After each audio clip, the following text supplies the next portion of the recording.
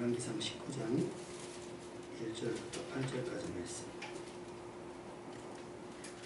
제가 한 절, 여러분이 한 절 같이 그대로 교독으로 읽었으면 좋겠습니다. 제가 먼저 읽겠습니다. 아합이 엘리야가 행한 모든 일과 그가 어떻게 모든 선지자를 칼로 죽였는지를 이세벨에게 말하니, 이세벨이 자신을 엘리야에게 보내어 이르되 내가 내일 이맘때에는 반드시 내 생명을 저 사람들 중 한 사람의 생명과 같게 하리라. 그렇게 하지 아니하면 신실히 내게 거리에 벌을 내리니 마땅하냐 하는지라. 그가 이 형편을 보고 일어나 자기 생명을 위해 도망하여 유다에 속한 브엘세바에 이르러 자기의 사원을 그곳에 머물게 하고 자기 자신을 가비아로 데려가 홀을 가서 한 은행나무 아래에 앉아서 자기가 죽기를 원하였는데 여호와여 경고하오니 지금 내 생명을 거두옵소서.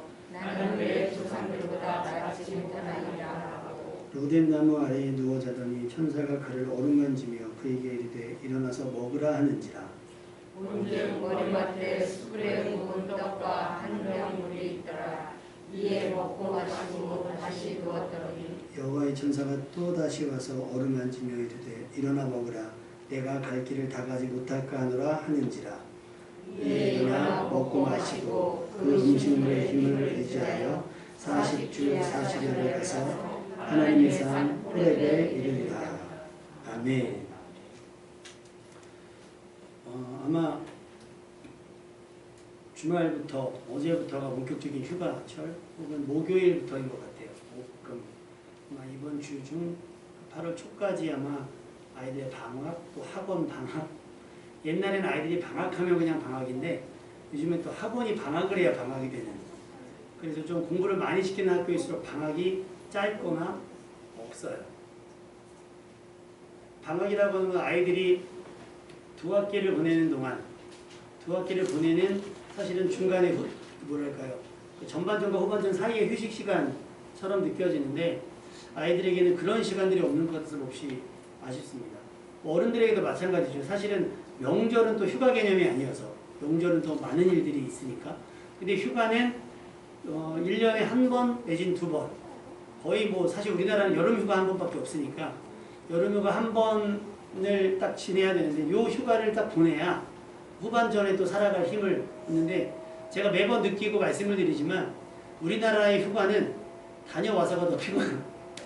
다녀와서 더 피곤해서 다녀온 다음에 더 쉬어야 하는 좀 이런 것들이, 왜냐하면 짧아서. 예전에 책을 읽으면서 그 사하라 사막을 횡단한 독일 부부 가족 4식구인가 3식구가 거의 한 2, 3주에 걸쳐서 사하라 사막을 횡단하는 프로그램이 있나 봐요. 오래전부터 그런 게 있어서 그렇게 가는데 휴가를 그렇게 내주는 것 자체가 좀 대단하고 우리나라는 그럴 일이 거의 없지 않나. 그러니까 모두가 쉴 때도 같이 쉬어야 되는 상황들, 그런 상황들이 되어다 보니까 다녀와서, 왜냐면 치열하게 다녀오기 때문에. 그래서 그 가이드들이 그런 얘기를 해요. 해외여행을 가면 막 정신없이 막 새벽부터 막 가방 메고 왔다 갔다 하는 나라는 우리나라밖에 없다는 거예요. 외국은 오면 뭐 최소한 보름, 아주 짧아도 일주일인데 우리나라는 뭐 3박 5일 밤에 갔다가 아침에부터 일과 시작해서 밤에 비행기 따라오는데, 그러니까 사진이 갔다 오면 다 똑같아요. 근데 외국 사람들의 사진을 보면 너무나 일상적인 거. 제가 결혼하고서 신혼여행 가서 느낀 게, 우리는 막 일정을 막 얘기해 주잖아요. 근데 외국에 있는 사람이 아침에 개랑같이 책을 읽고 있는 거예요. 해변 앞에서. 아니 여러분, 여행 가가지고 책 읽을 시간이 있어요 없어요? 어디가 있어요? 간 김에 후닥닥 대고 돌아와요. 근데 요즘에는 조금 시대가 바뀌어서 뭐 세부에서 뭐 얼마 살기, 뭐 하와이에서 얼마 살기, 뭐 이런 것도 유행처럼 되는데 돈이 어마무시하게 들어가요. 어마무시하게 들어가요. 사실은 여유가 없는, 그러다 보니까 그 강박, 또 그 스트레스가 오히려 우리를 더 피로하게 만드는 일이지 않을까 싶어요. 그래서 오늘 말씀은 한번 따라해 보실까요? 주 안에서 먹고 마시며 눕고 자며 새히 먹기. 한번 우리 공식적으로 주의 은혜 안에서 먹고 마시기를 해줍시다. 근데 성경에 보면 먹고 마시는 일을 그렇게 긍정적으로 보진 않아요. 왜냐면 노아가 방주 만들 때 다른 사람들이 뭐 했다고요? 먹고 마시고 시집가고 장가가다가 멸망당하기 때문에 먹고 마시는 일만 하면 문제가 커요. 근데 우리가 앞으로 또 먹고 마시기를 하기 위해서 지금 먹고 마시는 일들을 해야 된다는 거죠. 다시 말하면 쉼이 필요한 때가 아닐까 싶어요. 여러분은 휴가를 다녀오셨거나 혹은 휴가를 계획 중에 있다면 주님 안에서 먹고 마시며 쉬며 새 힘 얻는 여러분 되시기를 주님의 이름으로 축원합니다. 오늘 말씀의 본문에 보면 엘리야라고 하는 사람이 주인공으로 나와요. 사실 준비는 엘리사로 시작을 했다가 마무리가 지금 엘리야로 돼가지고 엘리사 설교 준비한 건 제가 다음에 기회가 있면 엘리야는 오늘 본문의 엘리야는 그 다음에 제가 나중에 할 엘리사는 엘리야가 엘리사의 스승이에요. 그러니까 엘리사는 엘리야의 뒤를 잇는 선지자가 되거든요. 근데 그 부분에서 엘리사를 세우기 직전의 장면이 바로 이 장면이에요.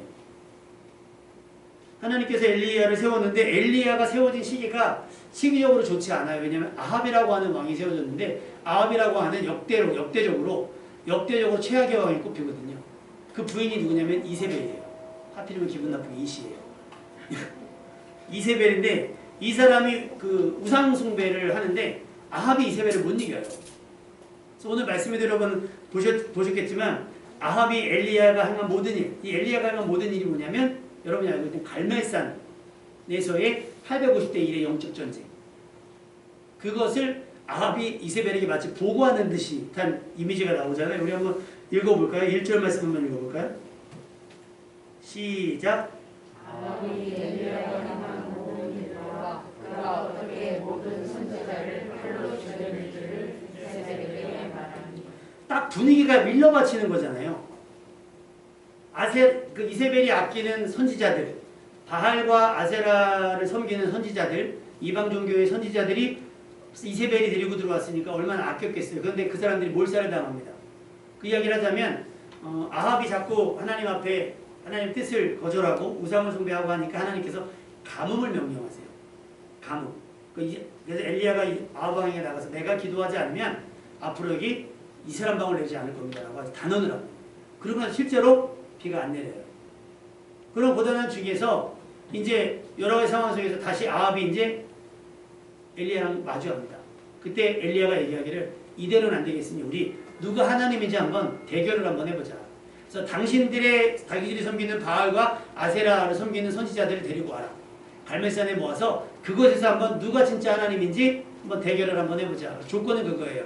그 재물을 하나 잡아놓고 닭을 뜬 다음에 그 바알이나 아세라 선지자 그들의 방식대로 하나님 앞에 자기 신에게 제사할 때 혹은 엘리야가 하나님 앞에 제사할 때 불을 내려주는 신이, 그러니까 제사 준비는 하되 불은 지피지 않고 하늘에서 불을 내려주는 신이 진짜 하나님인 걸로. 그래서 백성들에게도 동의를 다 구합니다. 불을 내려주는 신이 하나님인 걸로 이 얘기가 끝나서 850대 1의 영적 전쟁을 선언하고 모입니다. 바알 선지자 400명, 450명, 아세라 선지자 400명, 뭐 이렇게 모였던 것 같아요. 모여서 승부를 합니다. 송아지 한 마리를 택해서 각을 뜨고 나무 위에 놓고 자기 신의 일을 불러요. 바알과 아세라 선지자들이 아침부터 뛰어놉니다. 정오가 되도록 아무런 반응이 없어요. 그러니까 엘리야가 놀려요. 외출하셨거나 묵상했거나 주무시고 있는 건 아니지. 더 크게 떠들어서 좀 니네 신을 깨워라. 막 얘기합니다. 그러니까 얘네들이 막 이제 야구르잖아요. 막 하니까 이제 막 선을 넘치어 자해를 시작합니다. 피를 봐요. 자해를 하고요. 심지어 어떤 이방 종교 같은 경우는 성교를 해야 되는 것들도 있어요. 근데 이 사람들이 막 피를 뿌리며 자해를 했는데 저녁이 될 때까지 반응이 없죠. 당연히 반응이 없죠. 그러다 이제 엘리야 차례가 오니까 엘리야가 야곱의 12아들들을 기념하는 돌들 12개를 취하고 사람들에게 주문을 해서 통에다 물을 받아와서 적셔라. 전제물도 적시고 번제단도 적시고 도랑을 파서 도랑을 채워라. 그렇게 물을 3번이나 들이붓습니다. 당연히 졌죠. 불이 붙어야 안 붙어요. 휘발리면 좋은데 휘발유가 아니라 물을 갖다 적신 거예요. 그리고 나서 엘리야가 열왕기상 19장 37절에서 38절에 이렇게 기도를 합니다. 여호와여 내게 응답하소서. 내게 응답하소서. 이 백성에게 주 여호와는 하나님이신 것과 주는 그들의 마음을 되돌키심을 알게 하옵소서. 하니 여호와의 불이 내려 번제물과 나무와 돌과 흙을 태우고 도랑의 물을 성경은 핥았다. 할렐루야. 얼마나 강하고 센 불이 임했는지 번제물과 번제단을 태울 뿐만 아니라 그 주변의 흙과 돌과 심지어 도랑이 흐르던 물까지 핥았다. 마르게 했다라고 하는 거예요. 분위기가 어떻겠습니까? 완벽한 승리죠. 누구에게? 엘리야의 승리예요. 백성들이 와 하나님구나, 하나님이 하나님이시구나 라는 걸 목격을 했고, 이제 엘리야가 말했던 하나님이 하나님 되심이 증명이 됐어요. 그러자 엘리야가 이야기를 합니다. 단 한 놈도 놓치지 말고 전부 죽여라. 그래서 그 선지자들 모두 죽입니다. 그 죽인 사건을 아합이 쪼로로 누구에게 가서, 이세벨에게 가서, 아이들이 무슨 놀이터에서 누구한테 얻어맞으면 와가지고 엄마한테 아빠한테 일르듯이 와가지고 누구에게? 이세벨에게 일러 바치니까 이세벨이 엘리야에게 사람을 보내서 내일, 아주 데드라인을 정해놨어요. 내일 너도 그들과 같이 죽을 거다. 근데 희한하게 엘리야가 그 말에 겁을 먹어요. 그리고 오늘 본문에 보면 그가 이 형편을 보고 일어나 자기 생명을 위하여 어떻게 해요? 도망가요. 저는 이해가 안 갑니다. 그리고 나서 엘리야가 하는 기도가 뭐냐면 주여 넉넉하오니 내 생명을 거둬주십시오. 어떻게 보면 내가 하나님의 선지자로서 저들의 손에 죽느니 하나님에 의해 죽음을 당하겠다는 뜻일 수도 있는데 겁을 먹었다는 것 자체가 조금 마음이 속이 상했습니다. 그렇게 850명 앞에서도 의기양양하며 그들을 비웃고 그들을 조롱하던 엘리야가 이미 하나님이 하나님 되심이 증명된 상황 이후에 이세벨이라고 하는 여인 한 사람을 두려워할 수 있을까? 그리고 나서 했던 말 여호와의 넉넉하오니 지금 내 생명을 거두시옵소서. 내가 만군의 하나님 여호와께 열심히 유별하오니 이는 이스라엘 자손이 주의 언약을 버리고 주의 제단을 헐며 팔로 주의 선지자들을 죽였음이니 오직 나만 남았거늘 그들이 내 생명을 찾아 빼앗으려 하나이다. 어떻게 보면 갈멜산에서의 엘리야의 용기는 마지막까지 짜낸 최후의 용기였던 것 같아요. 여기 있잖아요. 다 선지자들, 이미 나와 같이 활동하던 선지자들이 그들의 손에 다 죽고 나만 남았습니다라고 얘기하는 걸 보면 그 백성들조차도 등을 돌렸잖아요. 그리고 그들의 의기양양한 850명의 그 이방 종교의 선지자들 앞에서 엘리야가 했던 건 최후의 발악과 같은 용기였지 않았나 싶어요. 그리고 나서 그 일이 끝나고 난 다음에 무슨 일이 벌어지냐면 여러분이 알고 있는 번아웃. 우리가 그러잖아요. 뭘 하고 나면 나를 하얗게 불태웠다라는 말 쓰잖아요. 하얗게 불태웠다. 엘리야는 갈멜산에서 모든 걸 다 쏟아 놓았던 것 같아요. 그러고 나니까 이제 더 이상 할 게 없잖아요. 하나님이 되심을 확실하게 증명해 보였고 이제 선택은 백성의 몫이니까 내가 할 수 있는 일 이 이상 없다 이거죠. 그러고 나는데 엘리세벨이 죽인다고 하니 이렇게 죽고는 쉽지 않았던 거예요. 그래서 달아납니다. 여러분 엘리야가 목숨을 부지하게 달아난 이 장면 용납이 되시겠습니까? 우리는 쉽게 사람들을 정죄하고 비난합니다. 누군가 사역에서 발버둥칠 때 비겁하다고 얘기하고 치사하다고 얘기하고 유약하다고 얘기하면서 그들의 살고자 하는 몸부림을 기약할 때가 되게 많아요. 여러분은 그러지 않기를 주님의 이름으로 부탁을 드립니다. 엘리야가 로뎀나무 그늘에 앉아서 자기가 죽기를 원하며 하나님께 기도합니다. 그리고 나서 누워 잠이 들었어요. 다 쏟아냈으니까 지쳐 잠이 들었겠죠. 그때 천사가 그를 어루만져. 그 전에 여러분의 상태는 지금 어떤가 한번 진단을 해봤으면 좋겠어요. 번아웃이라고 하는 건 무력감과 피로감이 극도로 차오른 상태예요. 기력이 없고 쇠약해진 느낌이 들거나 쉽게 짜증이 나고 노여움이 솟는다거나 하는 일이 부질없어 보이다가 오히려 열성적으로 업무에 충실한 모순적이에요. 이랬다 저랬다 하는 모습.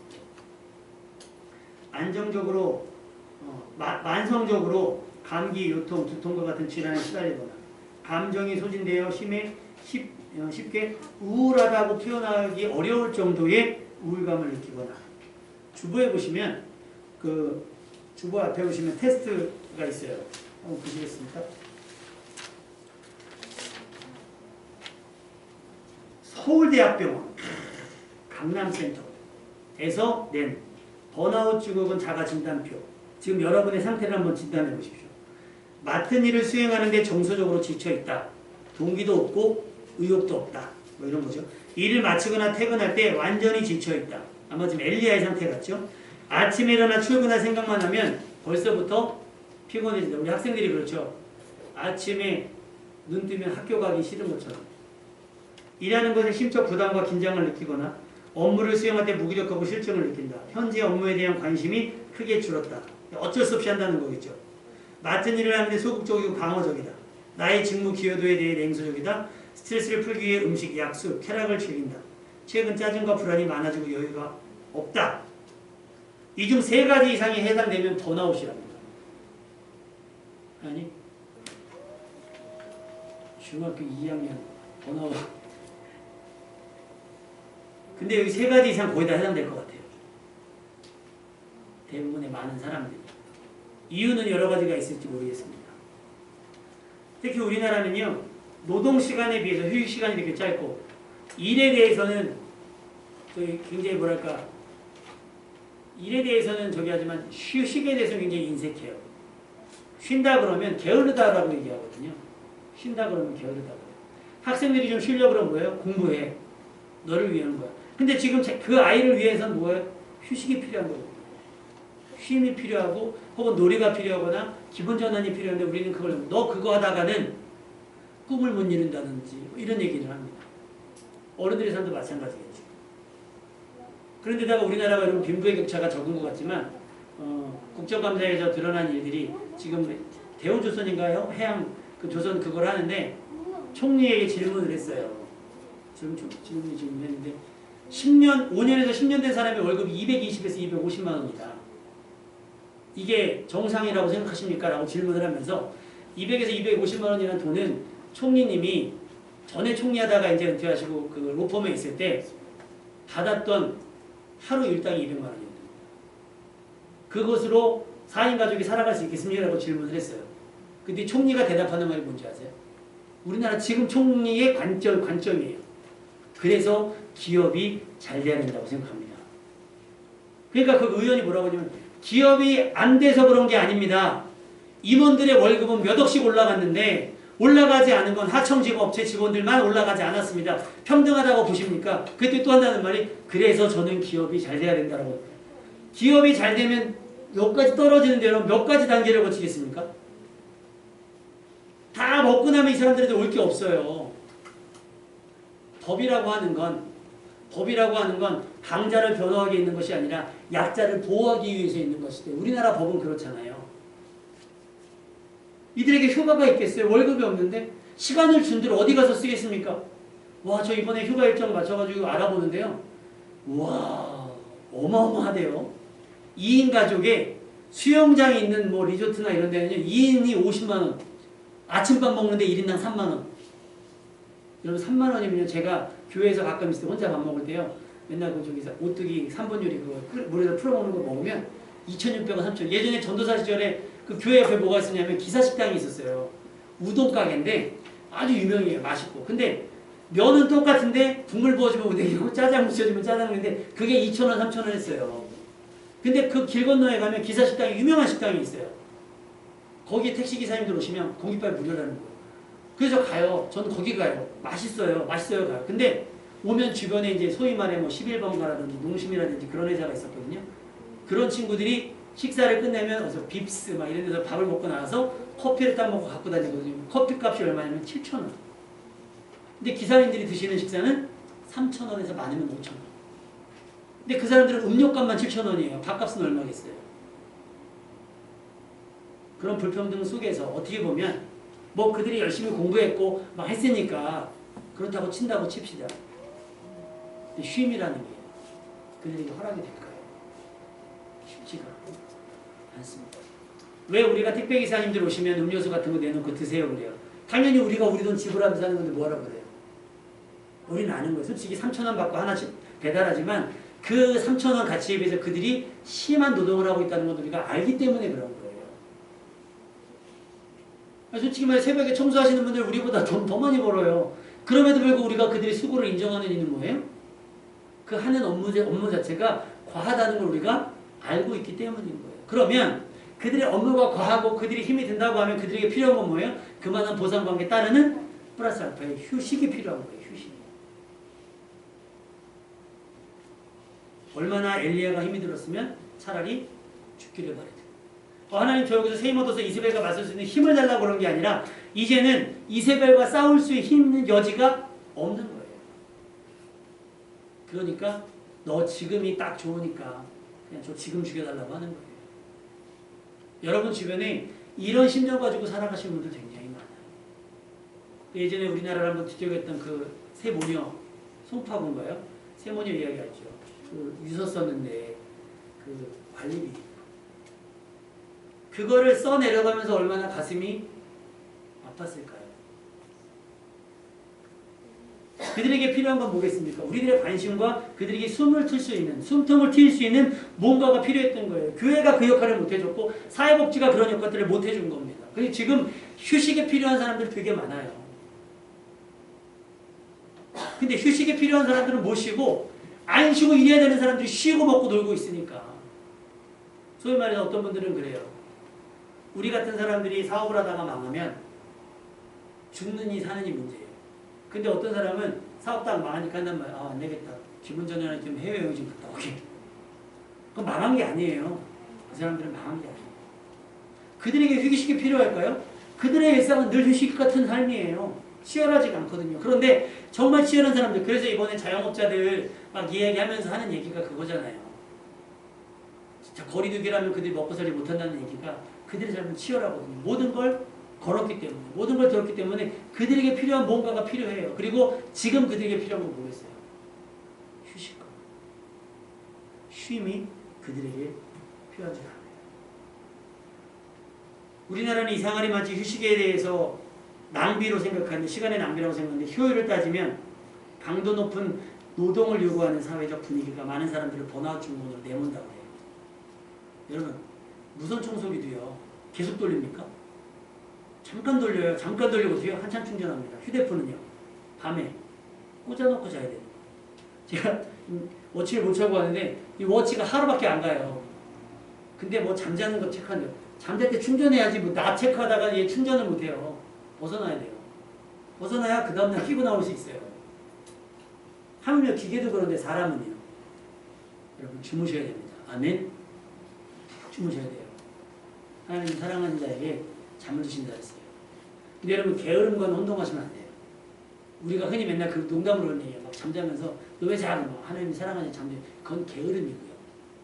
내가 충분히 일했다고 한다면 충분히 일했다는 보상으로 해서 여러분 하루 일과를 마치고 숙면할 수 있는 기회를 줘야 돼요. 내 몸에게.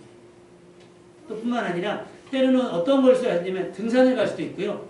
운동을 할 수도 있어요. 이게 업무와 다르게 앉아서 막 머리 쓰는 일 하시는 분들은 몸을 쓰셔야 되는 부분이고, 몸을 쓰셨던 분들은 게임을 하거나 이렇게 한다면서 좀 생활을 바꿀 필요가 있는 거예요. 그런데 우리는 막 오랜만에 쉬는 날 쉬잖아요. 그럼 막 뭐라 그래요? 아, 쉬는데 힘들게 노동하고 왔는데 쉬는데 하루 애들하고 놀아줘야지. 그러니까 이거는 일의 연장이 되는 거예요. 근무의 연장. 못 쉬는 거잖아요. 때로는 쉴 수 있도록 해야 되는 거예요. 마찬가지로 남편분과 아내분들에게 가사노동에 쉼을 줄 수 있는 이런 것들이 필요한데 우리는 쉼에 대해서 인색하는 거예요. 예전에까지만 그랬어요. 그 전업주부들한테 집에서 쉬는 사람이 이렇게 얘기했단 말이에요. 그런데 전업주부들의 노동량이 가치가 굉장히 올라갔잖아요. 근데 이해가 안 가는 건 전업주부의 노동의 가치는 굉장히 인정해서 군대 가서 2년 동안 뺑뺑이 도는 군인들의 노동의 가치는 왜 인정을 못 받고 있는지. 심지어 어느 여대생들은 그런 얘기를 했다 그래요. 뭐 놀러 가서 무슨 보이스카우트 놀이하고 왔다. 한번 저는 보내보고 싶어요. 그래서 저는 제 생각은 의무 복무는 하지 않더라도 4주 훈련 정도는 여자들도 받아야 된다고 생각해요. 그러니까 자기 몸은 자기가 지킬 수 있어요. 집사님 총 쏠 수 있어요? 못 쏘잖아. 어떻게 공산당 어떻게 잡아요? 못 잡지. 저는 쏠 수는 있거든요. 4주 갔다 와서. 4주만 갔다 오면 쏠 수는 있어요. 그러니까 4주는 갔다 와서 행군도 해보고 뭐 보초도 서보고 자기 몸은 어떤 전쟁 시에 자기 몸을 지킬 수 있는 것들을 조기를 해야지. 안 그러면 그렇게 오해하게 되고 잘못된 생각들을 가질 수가 있는 거예요. 남편들도 마찬가지예요. 그때는 가사노동을 남편들은 안 할 시기였으니까 아내가 다 했단 말이에요. 명절 증후군도 마찬가지죠. 남자들은 안 하니까 여자들 다 했어요. 근데 지금은 해보니까 힘든 거 알아요. 그러니까 심지어 어떤 분들은 명절이 지나고 나면 뭐 마사지도 끊어주고 뭐 휴식도 보내주고 막 한대요. 그게 아예 지혜로운 거죠. 그럼 일하는 사람들 입장에서도 아 이거 하고 나면 쉴 수 있으니까 휴식이 보장이 되니까 일을 할 수 있는 건데 휴식이 보장이 안 되면 어려운 거죠. 아이들이 공부하는 이유는 방학 때문이고 군인들이 그걸 참고 있는 건 휴가 때문이라면 여러분은 무엇 때문에 지금 이렇게 우린 약속된 하나님 나라에 완전한 평안일 줄로 믿습니다. 근데 그것만 바라보기에는 현실이 너무나 힘드니까 엘리야처럼 아예 번아웃되고 완전히 터져버리기 전에 뭐 하자는 거예요?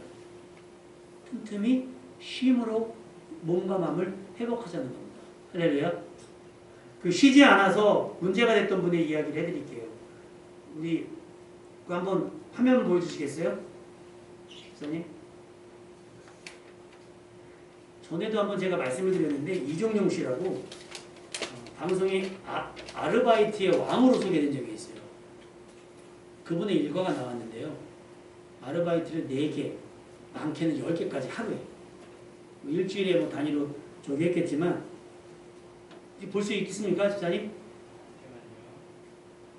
이분이 왜 그렇게 많은 일들을 했냐 하면 빚을 졌대요. 사업을 하다가 빚을 졌는데 3억 5천만 원 정도의 빚을 졌대요. 그래서 그것을 갚기 위해서 걸렸던 시간이 10년. 그러니까 10년이라는 시간을 그렇게 살아갔는데 제가 설명을 드리면 기상이 6시 반 떡 배달을 한대요. 3군데. 그리고 9시 반까지 그걸 하고 9시 반에서 11시 반까지 떡도시락 포장 작업을 하고 11시 반에서 12시 반에서 한국 GM 군산공장에 떡 배달을 또 한대요. 그리고 12시 반에서 1시까지 30분 동안 잠깐 시간이 남고 1시부터 저녁 8시 반까지 태권도 학원 차량 운전을 합니다. 네, 나왔네요.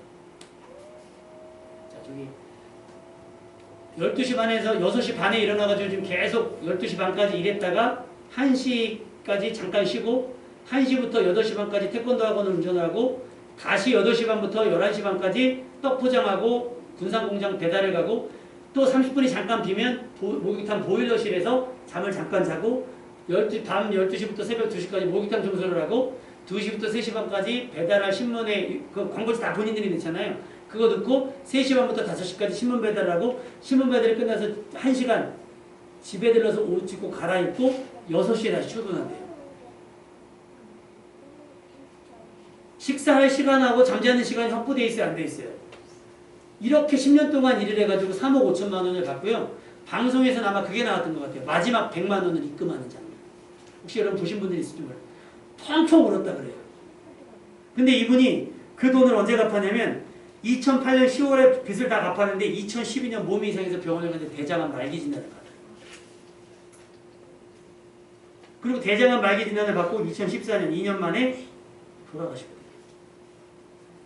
의사들이 원인, 과도한 노동, 불규칙한 식사, 짧은 수면.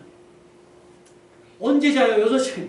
일 끝나고 들어오면 6시인데 6시 반까지 출근해야 되잖아요. 그러면 보일러에서 30분 자고 그 11시 반에서 12시 사이에 그때 자고 틈틈이 뭐 삼각김밥 먹었든지 뭐랬든지 밥 먹을 시간도 없이 뭐 하려고? 빚 갚으려고.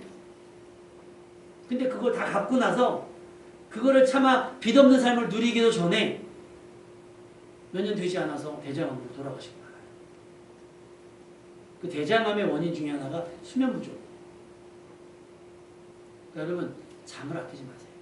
잠만 자면 문제지만 잠을 안 자면 더 큰 문제가 됩니다. 실제로 과학적으로 분석된 부분들이 있어요. 미국 국립보건원사나 국립신경질환 뇌졸중 연구소에서 연구를 했는데 타이핑 치는 걸 연구를 했대요. 그래서 틈틈이 일하다가 10초 시간, 그러니까 33명을 모아가지고 오른손잡이인 이들에게 10초 시간 동안 익숙해진 왼손으로 4, 1, 2, 3, 4라는 숫자를 타이핑을 하게 했나봐요. 이후 10초간에 짜고 쉬게 하고 다음 10초 다시 타이밍, 다시 쉬고 다시 타이밍. 그러니까 10초 일하고 10초 쉬고 10초 일하고 10초 일하고 했더니 36번 거듭한 결과 10초간의 휴식이 뇌신경의 재생 속도를 급격하게 올려줬다. 그러니까 30초 동안 일하는 것보다 10초 일하고 10초 쉬는 것이 훨씬 뇌 활동에 유리했다는 거예요. 심지어 4배까지. 타이핑 작업 때는 20배까지 올라갔대요. 속도가. 일의 효율이 향상됐다는 얘기잖아요. 휴식이 주는 의미예요. 그래서 가장 관심이 뭐였냐면 수면의 질을 얘기했었거든요. 근데 수면의 질이 아니라 끼어있는 동안의 휴식. 어차피 잘 거니까 몰아치는 게 아니라 일을 하는 중간중간에 쉬는 것이 뇌를 얼마나 효율적이게 하고 공부하는 학생들도 마찬가지게 공부했던 것을 휴식을 통해서 이걸 휴식하는 동안에 뇌가 그걸 정립을 한답니다. 실제로 연구 결과가 그래요. 근데 우리는 그 휴식을 굉장히 과소비한다 혹은 낭비한다. 시간을 낭비한다라고 생각하잖아요. 쉼없이 달려가는 삶의 위험성.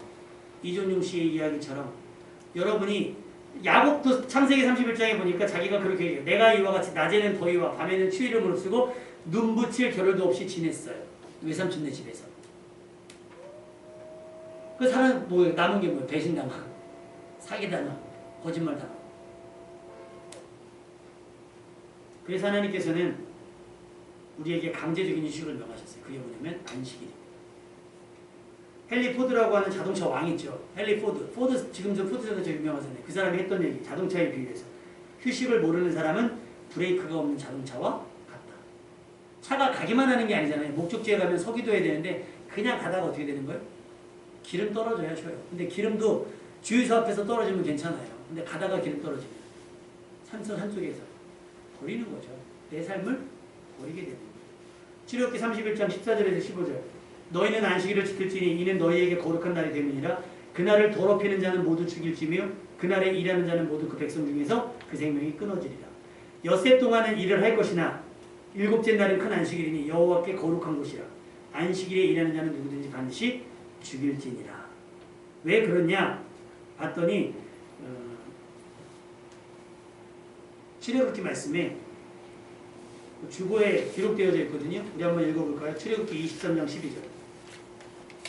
출애굽기 23장 12절 주보에 밑에 나와 있죠. 엿새 동안 같이 읽어봅시다. 시작.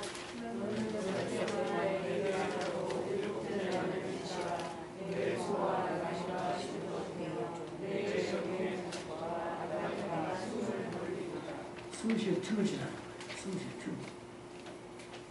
휴식은 여러분에게 숨쉴 틈이 되고 이번 여름휴가가 여러분에게 숨 돌릴 틈이 될 수 있기를 주님의 이름으로 축원합니다. 조금 돈도 쓰시고 시간도 쓰시면서 재충전에 여러분 할애하세요. 그리고 평상시의 삶에서는 주의를 기억하고 그렇게 지키세요. 그리고 우리 교회는 그다지 사실은 모임이 많지 않고 여러분을 종교적으로 강요하는 부분도 없죠. 제가 여러분 새벽 기도를 강요합니까? 평일날 무슨 모임을 아무것도 강조 안 하죠. 아무리 강조해도 지나치지 않아서 너무 지나치지 않아가지고 너무 게을러질까봐 걱정이긴 한데요. 제가 청년 때는 여러분 아마 다 청년 때 신앙생활 했던 분은 다 그랬을 거예요. 집사님도 그랬죠. 새벽 기도 가면 4시 반에 가면 집에 밤 11시, 10시에 들어와요. 우리 부목사님도 그랬고 우리 이민정 사모님도 그랬고 새벽 기도 걸어가요. 차량 운행 안 해도 우린 뭐라고 얘기하는 걸어갑니다. 4, 50분 걸어가 새벽 기도하고 집에서 하고 막 엄동설안에 막 수도꼭지에서 샤워하고 주일학교 8시부터 주일학교 신방하고 해갖고 성가대연습까지 끝나면 9시 반 집에 또 걸어가면 그때 10시 반 돼요. 근데 어느 날 그런 고민이 드는 거예요. 안식일인데 난 안식을 한 적이 없어요. 근데 목사님들이 간데서 뭐라고 얘기하냐면 충성하면 한대. 근데 생각해보니까 목사님들은 월요일날 쉬어. 이게 무슨 이율 배반적인 사고야. 목사님들은 막 죽도록 충성하라고 그래가지고 우리가 죽도록 충성하고 우리는 월요일날 출근하는데 목사님은 죽도록 충성하라고 말하고 자기는 피곤하다고 월요일날 쉬어. 저는 안 쉽니다. 저는 제가 아침에 끌려 나와가지고 여러분 주일날도 마찬가지예요. 예배를 통해서 쉼도 회복이 되지만 몸도 사실 참 쉬어야 돼요. 그러기 위해서 어떻게 보면 아침부터 뭐 시리즈로 저녁까지 있는 것들이 잘 바람직하지는 않아요. 요즘 시대는 그렇고. 왜냐면 예전에는 취미가 없었던 시대인 거예요. 요즘에는 뭐예요? 가족 간의 활동도 많고 개인적인 취미 활동도 있기 때문에 그 시간들을 보장해 줘야 숨 돌릴 수가 살아요. 숨을 쉬고 살 수가 있어요. 근데 그렇다고 겨우 1시간, 죄송합니다. 겨우 1시간 예배되는데 나 완전 쉬어야 돼. 이건 솔직히 거짓말 아닙니까?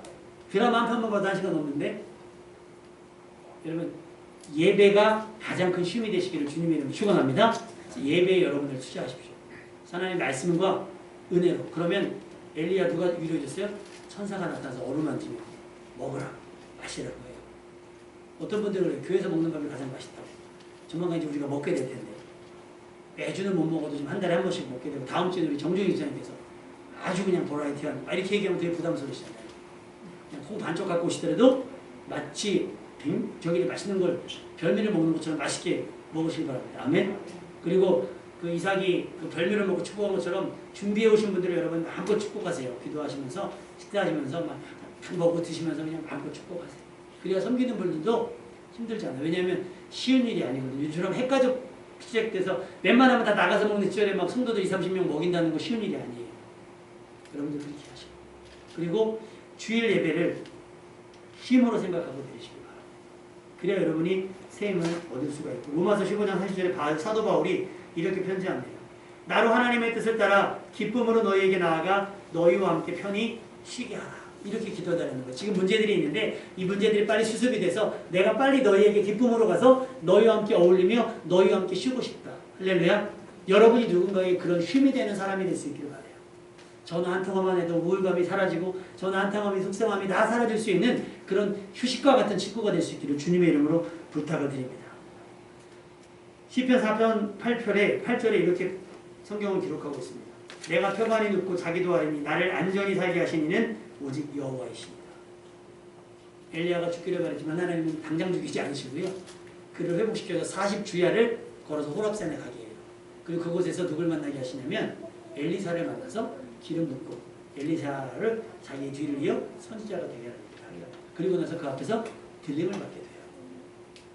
우리의 생명을 우리가 정하지 말고요. 하나님께 맡겨드리고 사는 동안은 일과 쉼을 지혜롭게 반복하고 또 일과 예배를 반복함으로 말미암아 여러분이 매일 새 힘 얻어서 주님 안에서 평안한 삶, 안전한 삶을 살아가는 여러분 될 수 있기를 주님의 이름으로 축원합니다.